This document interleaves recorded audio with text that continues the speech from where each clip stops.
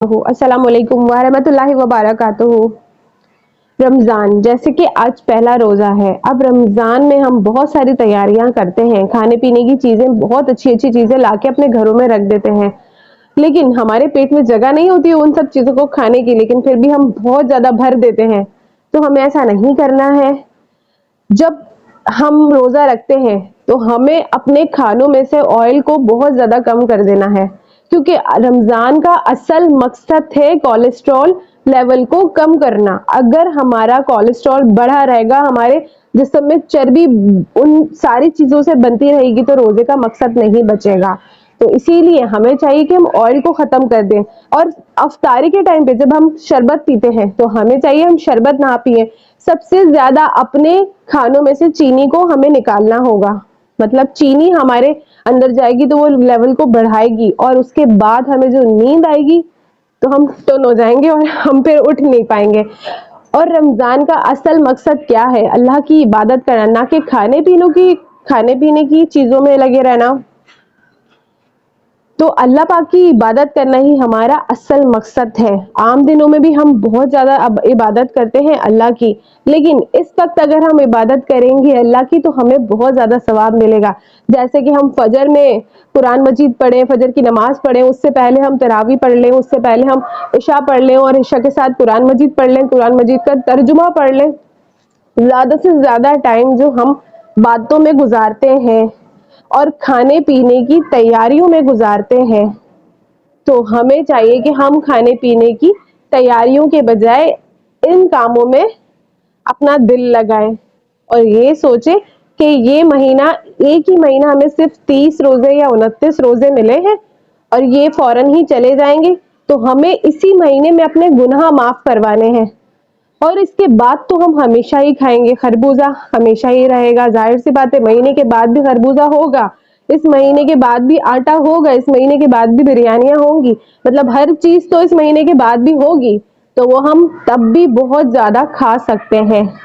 इसीलिए हमें चाहिए कि हम खाने पीने के पीछे भागने से बेहतर है कि सबसे ज्यादा इबादत करें। हाँ, हमें खाना चाहिए, जैसे दूध पी लिया हमने, खजूरें हमारे नबी पाक खाते थे, और अब हमारे नबी पाक जो है वो एक खजूर नहीं खाते थे, तो हम क्या करते हैं, बस एक खजूर उठाई, आधी खाई और बाकी के रख दी। तो हमें ऐसा नहीं करना है, कम से कम 7-8 खजूर, जितनी खजूर हमसे खाई जा रही है उतनी हमें खजूरें खानी है। और खजूर से ही हमारे नबी पाक पेट भर लिया करते थे, तो हमें भी यही करना है कि खजूर खानी है, खजूर से पेट भरना है। उसके बाद हम कोई दही दही फुल्कियां जो हम बनाते हैं वो खा सकते हैं, हम चने की चाट बनाते हैं वो खा सकते हैं, जिसमें ऑयल वगैरह ना हो, हम ऐसी चीजें खा सकते हैं। लेकिन उसके बाद हमें शरबत नहीं पीना। हाँ, ये बहुत ज्यादा, मतलब एक बात होती है कि जैसे ही हम कुछ खाते हैं और हमारा दिल करता है, सबसे पहले हम रोजे का गिलास उठाते हैं और वही पीते हैं, ऐसा ही होता है। कोई सा भी अगर हमने टैंक बनाया तो हम वही टैंक उठाते हैं, सबसे पहले हम वही शरबत पीते हैं। लेकिन हमें शरबत नहीं पीना है, क्योंकि अगर हम पिएंगे तो रोजे के बाद जो हमारे काम है और जो अल्लाह की इबादत का वक्त होता है वो हम अपने अंदर से गायब कर देंगे। शैतान तो बंद हो चुके हैं, अल्लाह पाक ने रमजान में शैतान को बंद कर दिया है, लेकिन हम अगर ये सारी चीजें खाएंगे तो फिर हमें पुलिस भी नहीं उठा सकती तो कोई भी नहीं हमें उठा सकेगा। घर वाले भी बोलते रहते हैं उठ जाओ, नहीं उठेंगे हम, क्योंकि फायदा नहीं है हमारे ऐसे रोजों का।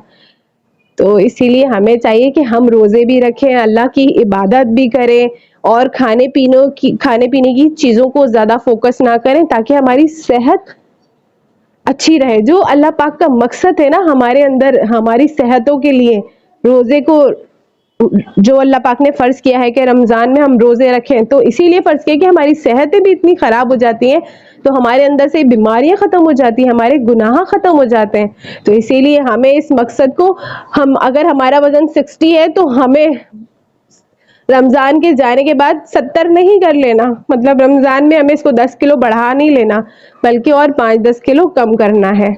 तो इसीलिए अल्लाह पाक मुझे और आपको तौफीक दे कि हम अल्लाह की इस टाइम पे ज़्यादा से ज़्यादा इबादत करें, बाकी शॉपिंग और खाने पीने की चीज़ों को छोड़ के। अल्लाह हाफिज़।